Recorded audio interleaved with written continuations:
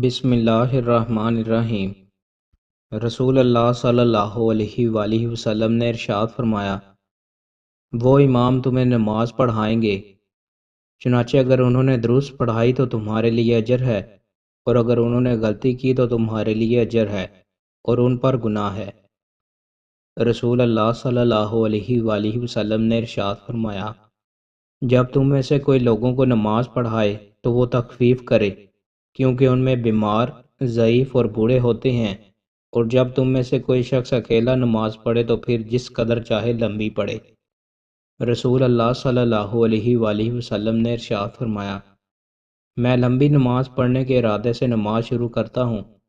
لیکن پھر میں بچے کے رونے کی آواز سنتا ہوں تو اپنی نماز میں تخفیف کر دیتا ہوں،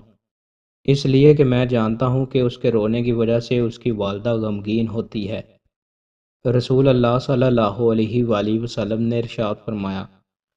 قیامت کی ایک نشانی یہ بھی ہے کہ مسجد والے نماز پڑھانے سے جان چھڑائیں گے، وہ نماز پڑھانے کے لیے کوئی امام نہیں پائیں گے۔ رسول اللہ صلی اللہ علیہ وآلہ وسلم نے ارشاد فرمایا، لوگوں کی امامت وہ شخص کرائے جو ان میں سے کتاب اللہ کو زیادہ پڑھنے، جاننے، سمجھنے والا ہو۔ پس اگر وہ قرات میں سب برابر ہوں تو پھر ان میں سے جو سنت کو زیادہ جاننے والا ہو، اگر وہ سنت میں برابر ہوں تو پھر ان میں سے جس نے ہجرت پہلے کی ہو، اور اگر وہ ہجرت کرنے میں برابر ہوں تو پھر ان میں سے جو عمر میں بڑا ہو، اور کوئی شخص کسی کی جگہ بلا اجازت امامت کرائے، نہ بلا اجازت اس کے گھر میں اس کی عزت کی جگہ بیٹھے۔ حضرت جابر رضی اللہ تعالیٰ عنہ بیان کرتے ہیں،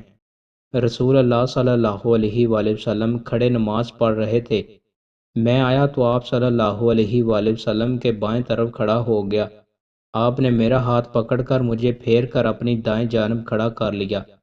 پھر جبار بن سخر آئے تو وہ بھی رسول اللہ صلی اللہ علیہ وآلہ وسلم کی بائیں جانب کھڑے ہو گئے۔